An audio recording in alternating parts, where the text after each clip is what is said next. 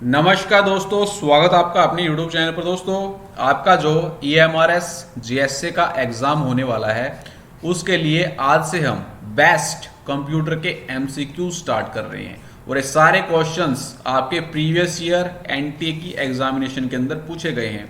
दोस्तों, KVS के जो आपके एग्ज़ाम थे वो NTA ने कंडक्ट करवाए थे, उसी प्रकार से EMRS के जितने भी आपके एग्जाम होंगे वो NTA के द्वारा कंडक्ट करवाए जाने वाले हैं। तो इसीलिए मैंने आपके लिए NTA की इंपॉर्टेंट कंप्यूटर के क्वेश्चंस की सीरीज स्टार्ट कर दी है। वेरी वेरी इंपॉर्टेंट रहेगी। डायरेक्ट आपको यहाँ से क्वेश्चन देखने को मिलेंगे, तो आपको एक भी पार्ट मिस यहाँ पर नहीं करना है। दोस्तों, आप सभी को पता है ये हमारा है मेन चैनल रैंकर्स IQ, तो इसको भी आप सब्सक्राइब कर सकते हैं। इंपॉर्टेंट कंटेंट के लिए यहाँ पर आपको ढेर सारा कंप्यूटर का कंटेंट देखने को मिल जाएगा, डिटेल और प्रैक्टिकल एक्सप्लेनेशन के साथ। ऐसा कंटेंट आपको किसी भी यूट्यूब चैनल पर देखने को नहीं मिलेगा, तो आपको इसको सब्सक्राइब कर लेना है। और ये हमारा न्यू चैनल है कंप्यूटर बाय रोहित पूनिया, तो आपको इसको भी सब्सक्राइब करके जितना प्यार आपने रैंकर्स IQ को दिखाया है उतना ही प्यार आपको इस चैनल को दिखाना है। तो चलिए भाई स्टार्ट करते हैं क्वेश्चन नंबर फर्स्ट से। तड़कता भड़कता question number first, which of the following is related to stack operation? निम्नलिखित में से कौन स्टैक ऑपरेशन से संबंधित है, ये आपको बताना है। दोस्तों, सबसे पहले तो आपको ये पता होना चाहिए कि स्टैक ऑपरेशन क्या होता है। तो स्टैक ऑपरेशन एक प्रकार का आपका डेटा स्ट्रक्चर होता है। डेटा स्ट्रक्चर जिसमें एलिमेंट जिस एंड से इंसर्ट किए जाते हैं उसी एंड से डिलीट करने का काम किया जाता है। यह आपके दो प्रकार के होते हैं। एक होता है आपका पुश एंड और एक होता है आपका पॉप एंड। पुश एंड का काम क्या होता है? इस एंड से डेटा क्या करते हैं? इंसर्ट करते हैं। और पॉप एंड से क्या करते हैं? डेटा को डिलीट करते हैं। ठीक है, तो this is very very important. तो इसका आपका राइट आंसर बनेगा option A, push and pop. चलिए भाई नेक्स्ट क्वेश्चन पर चलते हैं। Pressing control plus equal sign at the same time is a shortcut for which among the following? Control plus equal sign किसकी शॉर्टकट की होती है, ये आपको यहां पर बताना है। दोस्तों, ये हमने लिखा S2O, तो इसके अंदर क्या है आपका सबस्क्रिप्ट। जब आपको ये नंबर इस वर्ड से नीचे देखने को मिले, यानी कि इस लाइन से नीचे देखने को मिले, तो ये होता है आपका सबस्क्रिप्ट, जिसकी शॉर्टकट की होती है कंट्रोल प्लस इक्वल। अब हमने लिखा S2 पॉजिटिव, ऐसे ही मैं आपको एक एग्जाम्पल के तौर पर बता रहा हूं। अब ये जो आपका नंबर है अगर इस लाइन से ऊपर आए तो इसको बोलते हैं हम सुपरस्क्रिप्ट। सीधा ऐसे पूछ लिया जाता है। ठीक है, और सुपरस्क्रिप्ट की आपकी शॉर्टकट की होती है control plus shift plus plus. Very very important है दोनों शॉर्टकट कीज आपकी। स्ट्राइक थ्रू आपका क्या होता है? जैसे मैंने यहां पर लिखा अपना ही नाम। ठीक है, अब मुझे इसको क्या करना है? हाईलाइट करना है। ठीक है, तो उसके लिए हम क्या करते हैं? स्ट्राइक थ्रू का यूज करते हैं। वर्ड के ऊपर आपको एक सीधी लाइन जो देखने को मिलती है, ये स्ट्राइक थ्रू फीचर ही आपका होता है। ठीक है, तो इसका आपका राइट आंसर बनेगा subscript, option B is the right answer. चलिए एक्सेल के अंदर चलते हैं। अब आपको यहां पर क्या क्या चीजें ध्यान रखनी है। फर्स्ट क्वेश्चन आपको याद रखना है, सबस्क्रिप्ट और सुपरस्क्रिप्ट ये आपको कहां पर देखने को मिलते हैं? तो ये आपको होम टैब के अंतर्गत, ये आपका होम टैब है, होम टैब के अंतर्गत फॉन्ट ग्रुप के अंदर सबस्क्रिप्ट, सुपरस्क्रिप्ट, स्ट्राइक थ्रू वाला फीचर आपको देखने को मिलता है। ठीक है, ये है आपका सबस्क्रिप्ट के अंदर कंट्रोल प्लस इक्वल आपकी शॉर्टकट की होती है। सबस्क्रिप्ट के अंदर कंट्रोल शिफ्ट प्लस प्लस होती है। ये होता आपका क्या? Strike through. जैसे मैंने इसको हाईलाइट करना है तो मैंने सेलेक्ट किया, स्ट्राइक थ्रू फीचर का यहाँ पर यूज किया, तो आप यहाँ पर देख पा रहे हो इसके ऊपर आपकी लाइन आ जाती है। ठीक है, बाय डिफॉल्ट यहाँ पर जो आपको फॉन्ट स्टाइल देखने को मिलता है वो कैलिबरी होता है। बाय डिफॉल्ट यहाँ पर फॉन्ट साइज 11 होता है। फॉन्ट ड्रॉप डाउन बॉक्स के अंदर मिनिमम फॉन्ट साइज आपका 8 होता है और मैक्सिमम कितना होता है 72 होता है। एग्जामिनर सेकंड लार्जेस्ट भी पूछ लेता है तो सेकंड लार्जेस्ट होता है आपका 48। ठीक है, तो ये सारी चीजें आपको यहाँ पर ध्यान रखनी है भाई। चलिए नेक्स्ट क्वेश्चन पर चलते हैं, तड़कता भड़कता question. The spelling and grammar feature in MS Word 2010 can be found under which of the following tabs. MS Word 2010 में वर्तनी और व्याकरण सुविधा ये निम्नलिखित में से किस टैब के अंतर्गत पाई जाती है, ये आपको यहाँ पर बताना है। तो स्पेलिंग और ग्रामर फीचर आपको यहाँ पर देखने को मिलेगा रिव्यू टैब के अंतर्गत। तो ऑप्शन सी आपका यहाँ पर राइट आंसर रहेगा। ये हमने MS वर्ड ओपन किया, ये आपका है रिव्यू टैब।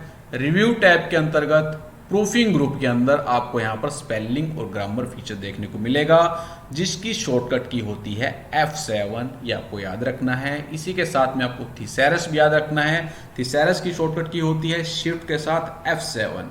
अगर हमें किसी वर्ड से रिलेटेड सिनोनिम्स और एंटोनिम्स फाइंड आउट करने हैं तो उसके लिए हम थिसैरस का यूज करते हैं। अगर हमें डॉक्यूमेंट के अंदर वर्ड काउंट करने हैं, जैसे ये डॉक्यूमेंट है कंप्लीट, तो इसके मुझे वर्ड काउंट करने हैं, तो कंप्लीट को सिलेक्ट करूंगा और मैं यहाँ पर वर्ड काउंट पर क्लिक करूंगा तो टोटल वर्ड्स यहाँ पर आपके सामने काउंट हो जाएंगे। ठीक है, आइकन्स आपको याद रखने हैं। आइकन्स भी एग्जामिनर पूछ लेता है कि ये आइकन्स किसका है, तो आइकन्स आपको यहाँ पर याद रखने। स्पेलिंग और ग्रामर के अंदर ABC के नीचे यहाँ पर राइट एरो का साइन देखने को मिलता है भाई। ठीक है भाई, तो रिव्यू टाइप के अंतर्गत स्पेलिंग और ग्रामर यहाँ पर आपको देखने को मिलेगा, जिसकी शॉर्टकट की होती है F7।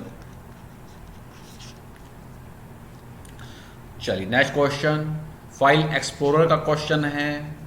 For file explorer Alt+D is the shortcut for which among the following. File explorer shortcut की के लिए Alt+D निम्नलिखित में से किसका शॉर्टकट की है, ये आपको यहां पर बताना है। तो एड्रेस बार को सिलेक्ट करने के लिए फाइल एक्सप्लोरर के अंदर Alt+D का यहां पर यूज किया जाता है। ऑप्शन ए यहां पर आपका राइट आंसर बन जाएगा। सर्च बॉक्स के लिए अगर आपसे पूछ ले फाइल एक्सप्लोरर के अंदर तो Ctrl+E। ठीक है, अगर आपको न्यू फोल्डर क्रिएट करना है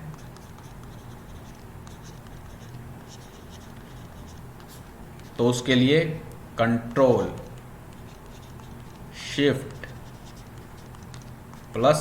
का हम क्या करते हैं यूज करते हैं। कोई आपको न्यू फोल्डर क्रिएट करना है तो उसके लिए, अगर आपको किसी फाइल को रीनेम करना है तो सारी फाइल एक्सप्लोरर की शॉर्टकट की बता रहा हूं आपको, या फोल्डर को आपको रीनेम करना है तो उसके लिए सिंपली आपको F2 यहां पर प्रेस करना रहता है। ठीक है, एक सेकंड रुकिएगा।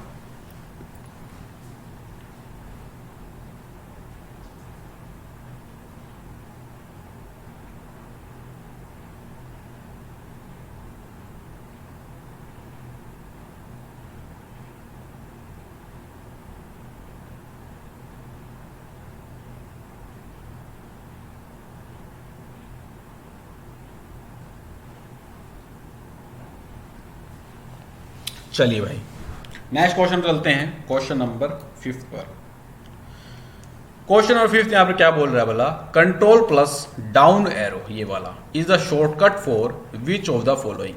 Ctrl+डाउन एरो निम्नलिखित में से किसका शॉर्टकट है, ये आपको यहां पर बताना है। तो Ctrl+डाउन एरो का यूज किया जाता है कर्सर को नेक्स्ट पैराग्राफ की बिगिनिंग में ले जाने के लिए। ऑप्शन सी आपका यहां पर राइट आंसर बन जाएगा। ठीक है, और Ctrl+ अप एरो की यहां पर बात करें तो ऊपर वाले पैराग्राफ की बिगिनिंग में जाने के लिए।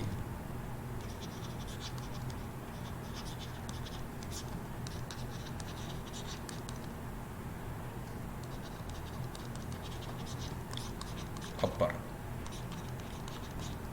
ठीक है, तो चलिए इसको करके देखते हैं। यहां पर मेरा कर्सर है, कंट्रोल के साथ डाउन एरो मैंने प्रेस किया तो देखो आप नेक्स्ट पैराग्राफ की बिगिनिंग में चले गए। Ctrl+अप एरो का यूज किया तो ऊपर वाले पैराग्राफ की बिगिनिंग में हम क्या करें चले गए। ठीक, नेक्स्ट क्वेश्चन है क्वेश्चन नंबर 6। विंडोज की शॉर्टकट की आपसे पूछी गई है, Alt plus space bar is the shortcut for which among the following. Alt plus space bar निम्नलिखित में से किसका शॉर्टकट है, ये आपको बताना है। तो open the shortcut menu for the active window, जो फिलहाल विंडो आपने ओपन कर रखी है उसका शॉर्टकट मेन्यू ओपन करने के लिए Alt प्लस स्पेस बार का यहाँ पर यूज किया जाता है। ऑप्शन ए यहाँ पर आपका राइट रहेगा। आप अपने लैपटॉप या पीसी के अंदर शॉर्टकट की करके देखना जरूर। दोस्तों विंडोज 10 जो रहेंगी, यहाँ से अब एग्जामिनर शॉर्टकट की पूछ रहा है, ठीक है। जो इंपॉर्टेंट है वो आपको बता देता हूँ। कॉपी के लिए कंट्रोल सी, कट के लिए कंट्रोल प्लस एक्स, पेस्ट के लिए control plus V, switch between open apps, अगर आपने डिफरेंट एप्स ओपन कर रखी हैं, स्विच बिटवीन ओपन एप्स, तो इसके लिए आप शॉर्टकट कौन सी यूज करोगे, ऑल्ट के साथ टैब का यूज यहां पर करने वाले हो। एक और पूछ जाती है लॉक योर पीसी या लैपटॉप, लॉक योर पीसी, तो इसके लिए शॉर्टकट की यहां पर रहती है विंडो की प्लस में एल, ठीक है। जैसे आप विंडो की और एल प्रेस करोगे आपका पीसी क्या हो जाएगा, लॉक यहां पर हो जाएगा। अगर आपको विंडो को मैक्सिमाइज करना है तो उसके लिए शॉर्टकट की क्या होती है, F11 या विंडो की प्लस में अप एरो, ठीक है। एक और पूछ जाती है डिस्प्ले और हाइड द डेस्कटॉप, डेस्कटॉप को डिस्प्ले या हाइड करने के लिए,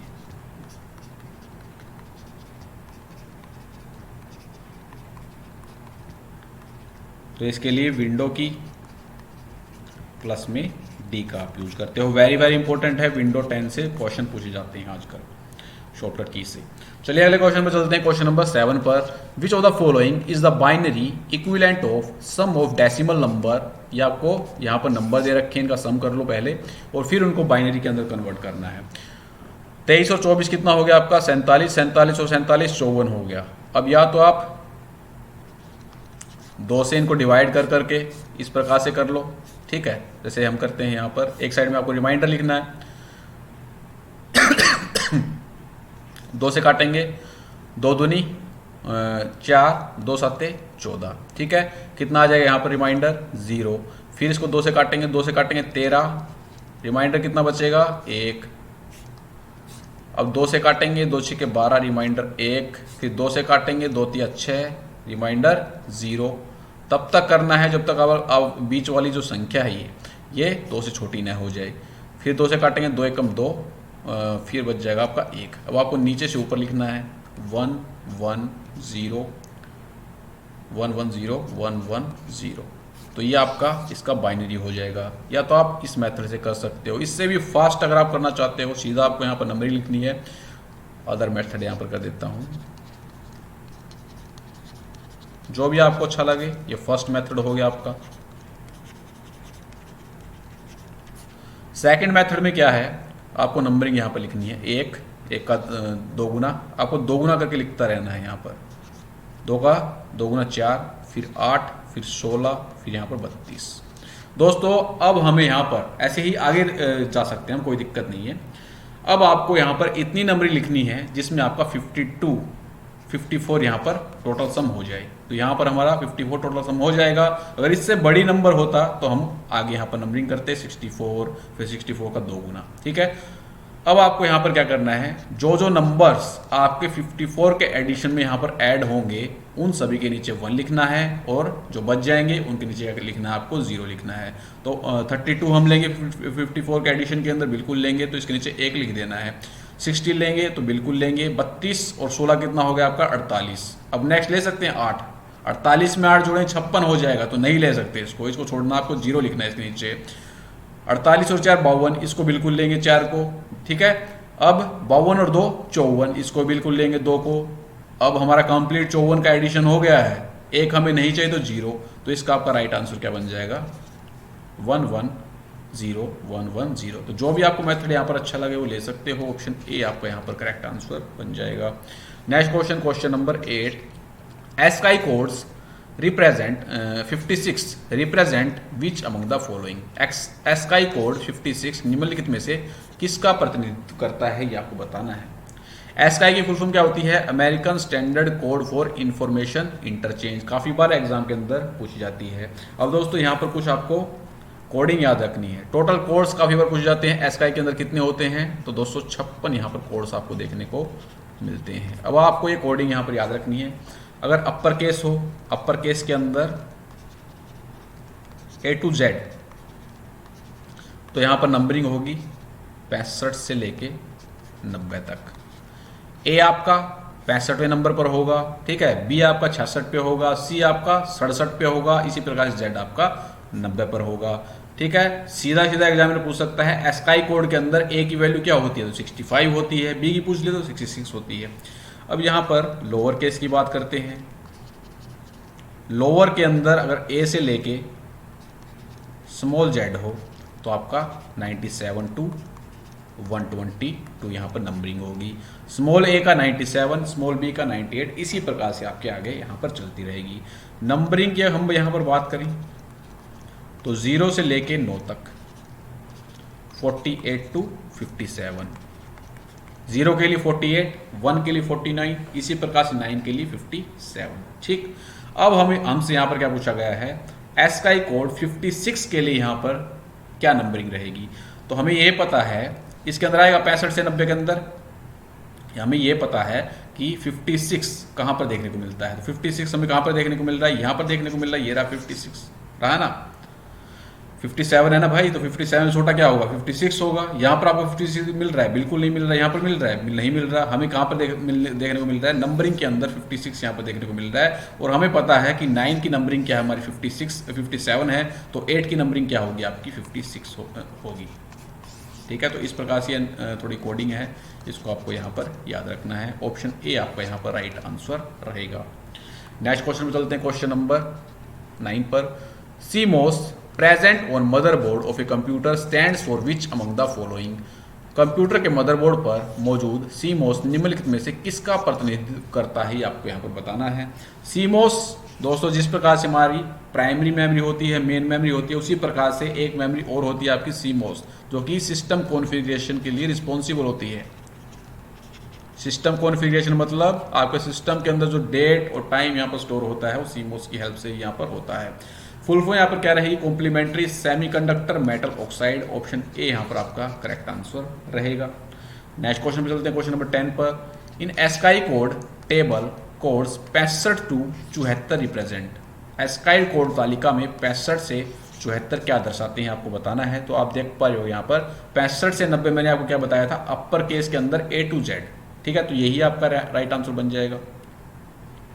65 से 74 नहीं, 65 से 90 के बीच में है। 65 से 74 क्या रिप्रेजेंट करेगा आपका? अपर केस के अंदर A से J। ऑप्शन ए यहाँ पर आपका राइट रहेगा। Next question, question number 11। Which of the following terms refers to a specific set of values saved by Excel to automatically substitute in the worksheet.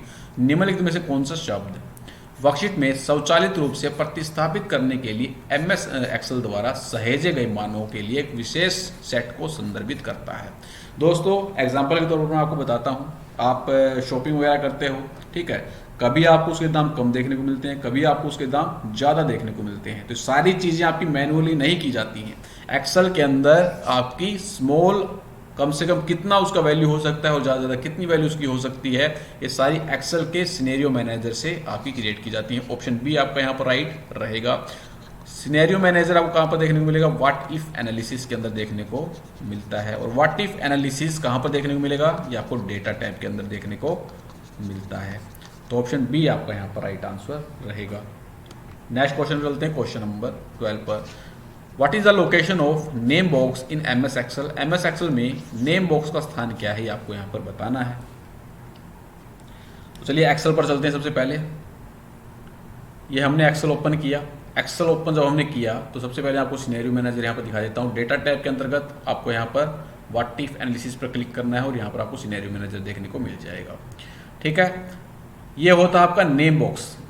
ऊपर जो आप ये देख रहे हो ABCDEFGH, ये आपकी कॉलम होती हैं। 1 2 3 4 5 6 7 8 जो आप देख रही हो आपकी रो होती हैं। दोनों का जो इंटरसेक्शन होता है उसे हम क्या बोलते हैं? सेल। रो और कॉलम के इंटरसेक्शन क्या बोलते हैं, सेल। और हर एक सेल का एक स्पेसिफाई एड्रेस होता है, जैसे मैंने यहाँ पर क्लिक कर रखा है तो इसके अंदर एच कॉलम आपकी और 5th रो आपको इसमें इंटरसेक्शन कर रही है, और नेम बॉक्स के अंदर इसका आपका सेल का एड्रेस यहाँ पर शो होता है। ये होता है आपका फॉर्मूला। जो भी आप फॉर्मूला यहाँ पर इंसर्ट करते हो आपको फॉर्मूला बार के अंदर देखने को मिलता है, और लेफ्ट साइड के अंदर फॉर्मूला बार के लेफ्ट साइड के अंदर आपको यहाँ पर नेम बॉक्स देखने को मिलता है। बाय डिफॉल्ट यहाँ पर 100% आपका जूम परसेंटेज रहता है। ऊपर आपका टाइटल बार होता है जहाँ पर आपको आपका जो एक्सेल शीट होती है उसका नाम आपको देखने को मिलता है। बाय डिफॉल्ट यहाँ पर बुक 1 देखने को मिलता है।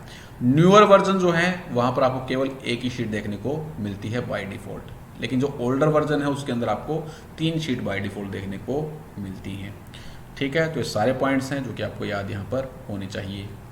तो कहाँ पर देखने को मिलता है, appears on the left side of the formula bar. Next question, in computers which of the following use to open MS Word document from command line. अगर आप कमांड की हेल्प से MS वर्ड डॉक्यूमेंट को open करना चाहते हैं तो उसके लिए शॉर्टकट क्या रहेगी, तो सभी को पता है winword.exe। ऑप्शन ए यहाँ पर आपका राइट रहेगा। MS वर्ड 2007 से जो पहले के वर्जन है, ठीक है, उनकी जो आपकी फॉर्मेट होता है फाइल फॉर्मेट सेव करने का, वो होता है .doc। ठीक है, .doc। 2007 या 2007 के बाद के जो वर्जन आपके रहेंगे उनके अंदर होता है फाइल फॉर्मेट एक्सटेंशन .docx। ये आपको यहाँ पर याद होना चाहिए।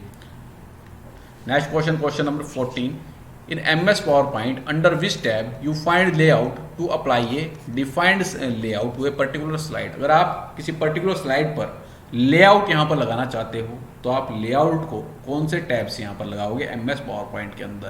तो दोस्तों यहाँ पर MS PowerPoint के अंदर आपको लेआउट कहाँ पर देखने को मिलता है, होम के अंदर। ऑप्शन सी यहाँ पर आपको राइट रहेगा। लेआउट के अंदर आपको डिफरेंट लेआउट देखने को मिलते हैं, जिस प्रकार का लेआउट आपको चाहिए उस प्रकार का लेआउट आप क्या कर सकते हो, ले सकते हो। ठीक है, जैसे मैंने यहाँ पर ओपन किया, अब यहाँ पर होम टैब के अंतर्गत लेआउट वाला फीचर आपको देखने को मिलेगा। डिफरेंट चीज़ें आपको यहाँ पर देखने को मिलेंगी, डिफरेंट लेआउट्स आपको देखने को मिलेंगे।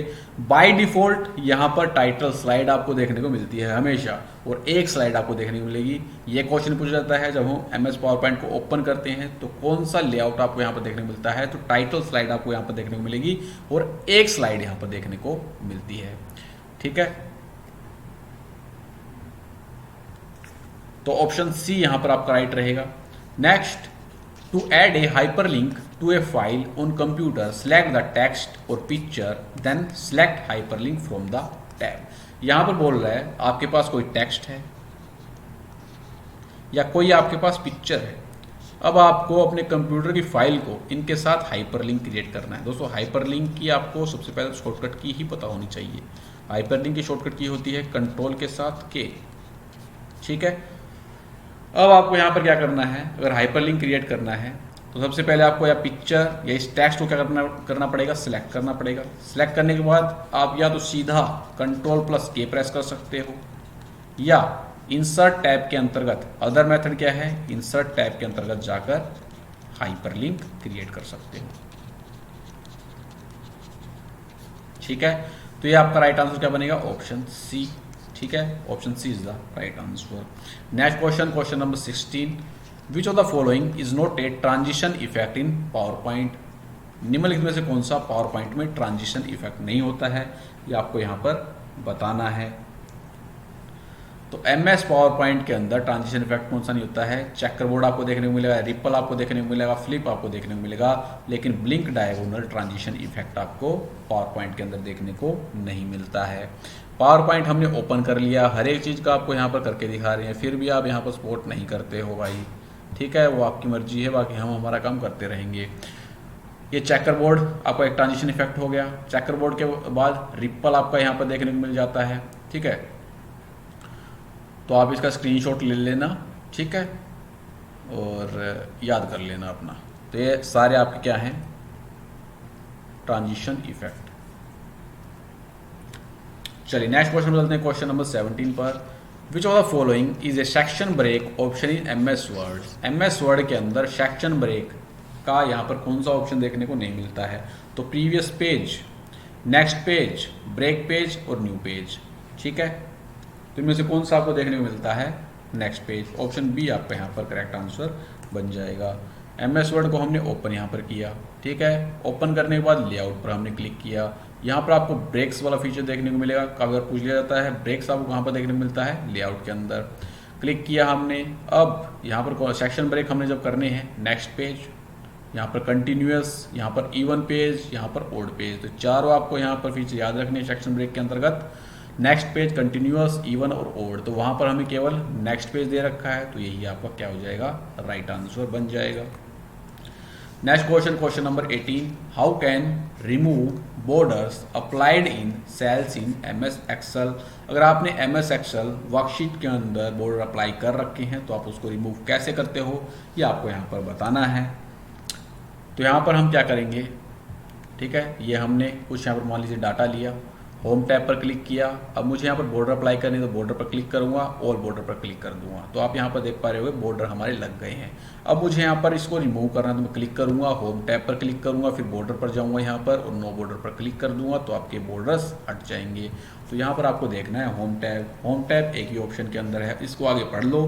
इन the font group, font group के अंदर आपको होम टैब, फॉन्ट ग्रुप के अंदर आपको होम टैब, होम टैब के अंतर्गत आपको फॉन्ट ग्रुप यहाँ पर देखने को मिलता है, ठीक है। फॉन्ट ग्रुप देखने के बाद सबसे पहले आपको उस रेंज को सिलेक्ट करना है। रेंज को सिलेक्ट करने के बाद बॉर्डर पर क्लिक करना है। बॉर्डर पर क्लिक करने के बाद नो बॉर्डर पर आप क्लिक करोगे तो आपके बॉर्डर यहाँ से हट जाएंगे। ऑप्शन सी आपका राइट रहेगा। Next question, in PowerPoint presentation designs are commonly called which of the following. PowerPoint में प्रेजेंटेशन डिज़ाइन को आमतौर पर निम्नलिखित में से क्या कहा जाता है। तो पावर पॉइंट के अंदर जो हम प्रेजेंटेशन यहाँ पर बनाते हैं उनको PPT भी बोलते हैं और टेम्पलेट्स भी बोलते हैं। ऑप्शन बी आपका यहाँ पर करेक्ट आंसर बनेगा। जो न्यूअर वर्जन है आपके पावर पॉइंट के, उनकी जो एक्सटेंशन होती है .pptx होती है, याद यहाँ पर रखना है। बाय डिफ़ॉल्ट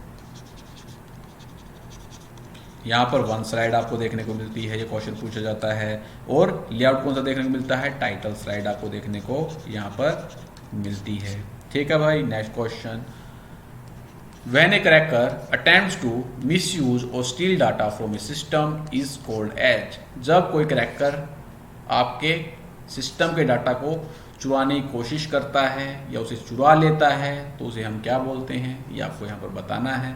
तो इसे हम बोलते हैं इंट्रूजन। ऑप्शन बी आपका यहाँ पर राइट रहेगा। वायरस यहाँ पर एक टर्म आई है, तो वायरस की फुल फॉर्म क्या होती है, vital information resource under seize, ठीक है, जो कि आपके रेप्लिकेट करते हैं with the help of humans intervention, यानी कि ह्यूमन का यहाँ पर इंटरवेंशन होता है, वो ही इसके लिए जिम्मेदार होते हैं इसको फैलने के लिए, ठीक है। वोम ये आपका क्या है, खुद ब खुद रेप्लिकेट करने का काम करता है। यहाँ पर ह्यूमन का इंटरवेंशन बिल्कुल भी आपको देखने को नहीं मिलेगा। हम नेटवर्क से कोई फाइल को डाउनलोड कर लेते हैं, जैसे वो फाइल हमारे सिस्टम के अंदर आई वो रेप्लिकेट करना खुद ब खुद स्टार्ट कर देती है। लेकिन हम जब कोई क्रिप्टेड फाइल अपने सिस्टम के अंदर डाल लेते हैं तो उस क्रिप्टेड फाइल पर जब क्लिक करते हैं, ठीक है, उसके अंदर वायरस होता है, फिर वो अपना एक्शन करना स्टार्ट करती है, ठीक है। लेकिन वोम के अंदर ऐसा नहीं होता है, जैसे हमने फाइल को डाउनलोड किया वो अपने आप यहाँ पर रेप्लिकेट करना स्टार्ट कर देती है, ठीक भाई। तो यहाँ पर टोटल दोस्तों 20 क्वेश्चन थे। उम्मीद करते हैं आपको वीडियो अच्छा लगा होगा। अच्छा लगे तो वीडियो को लाइक करें, चैनल को सब्सक्राइब और दोस्तों के साथ शेयर करना है भूलें। मिलते हैं नेक्स्ट वीडियो के अंदर। जय हिंद, जय भारत।